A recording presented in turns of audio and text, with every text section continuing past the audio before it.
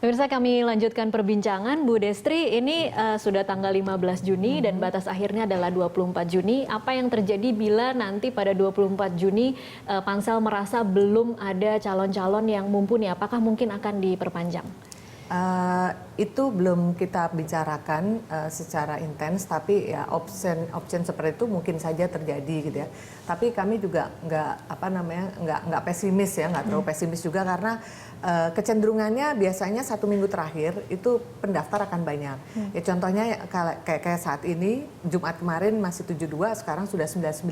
Karena kita juga membuka pendaftaran tidak hanya orang datang langsung ke sekretariat kami, tapi orang juga bisa mengirim melalui email ataupun juga mengirim melalui pos. Jadi bayangkan Sabtu Minggu kemarin kita libur kan, tapi ternyata hari Senin email masuk. email masuk, masuk pendaftaran melalui email masuk banyak sekali gitu. Jadi itu yang menyebabkan walaupun hari kerja mungkin tinggal 7 hari, tapi kalau kita lihat 15 ke 24 itu masih ada sekitar 9 hari.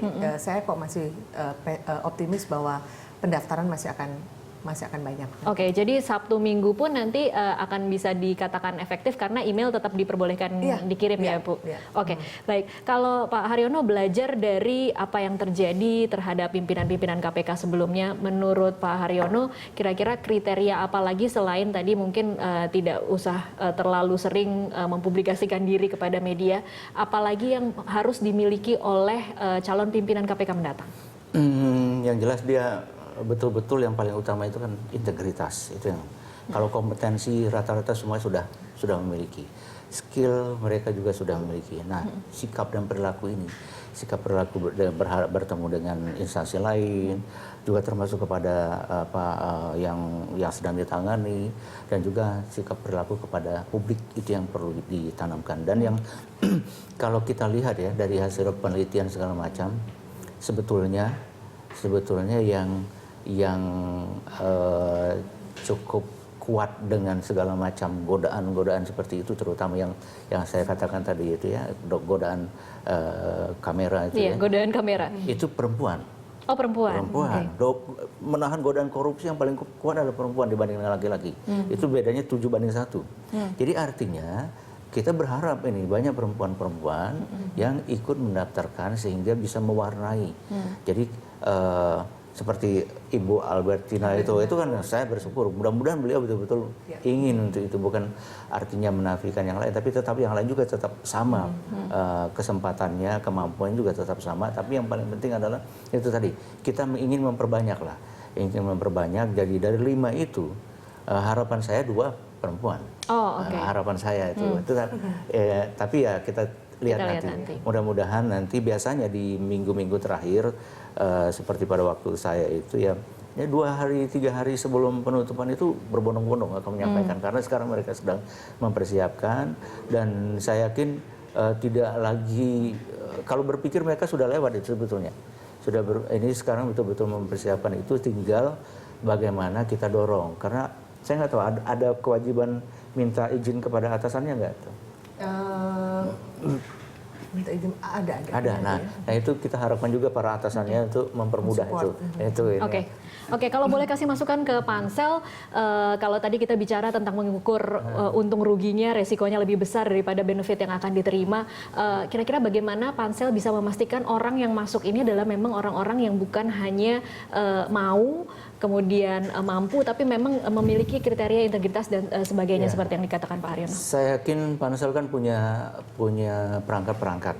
Dia nanti bisa ada yang namanya psikotes gitu ya. Itu akan kelihatan. Ini orang ini sebetulnya tipenya gimana, dan itu sudah sangat teruji apa hasil-hasilnya itu. Kemudian juga seperti dikatakan oleh Bu Destri tadi, track record itu akan betul-betul dilihat.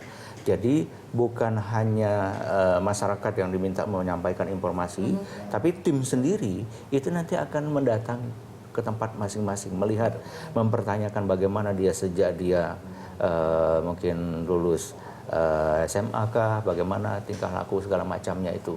Karena kita menginginkan orang yang betul-betul yang diperoleh itu betul-betul yang bisa sekarang kan KPK agak terganggu gitu ya. Nah, memperbaiki secara internal KPK, kemudian juga memperbaiki hubungan ke eksternal. Dan yang paling penting, ini yang paling penting, mengedukasi publik bahwa yang namanya KPK itu bukan hanya penindakan.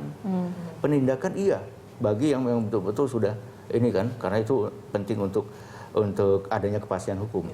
Tapi upaya mencegah itu juga sangat penting. Anggaran kita tahun ini 2.000 triliun. Belum aset kita ribuan triliun. Kalau itu lewat, umpamanya hutan, dibabat habis. Nah, yang bisa melakukan pencegahan itu KPK. KPK, oke. Bu Destri, terakhir statement penutup saja. Kira-kira apa yang akan dilakukan Pansel untuk memastikan bahwa orang-orang yang masuk ini bukan orang-orang yang punya agenda tertentu atau cari sensasi saja? Ya, tentunya pertama kita ngelihat kan dari track recordnya mereka gitu ya, dan itu juga ada suatu surat pernyataan bahwa mereka tidak aktif, tidak menjadi pengurus suatu partai gitu ya. Oke, dari partai juga ya. Jadi sudah ada rambu-rambu ke sana. Kemudian juga dari wawancara kan kita bisa menggali juga informasi dari tentang dirinya, dan juga kemudian dari rekam jejak yang kita juga harapkan untuk bisa dilakukan oleh banyak pihak gitu, dan kemudian juga kita ada yang namanya nanti assessment yang akan dilakukan oleh lembaga asesor profesional. Jadi di situ bisa kelihatan bagaimana motivasi orang ini, bagaimana dia menghadapi pressure, bagaimana dia kemampuan manajerialnya dia. Jadi itu semua aspek akan dilihat gitu.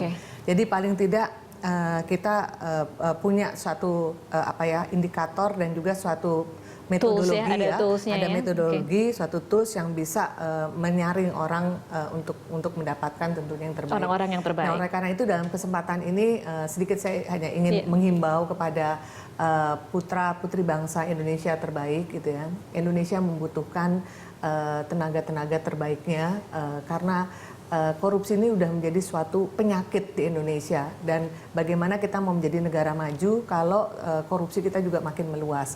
Nah, oleh karena itu marilah kita bersama-sama mendukung KPK, karena KPK ini adalah milik kita, sehingga menjadi tugas dan tanggung jawab kita juga untuk bisa memperkuat KPK gitu, dan memperbaiki KPK ke depannya. Baik, terima kasih Bu Destri dan Pak Haryono untuk waktunya di Berita 1.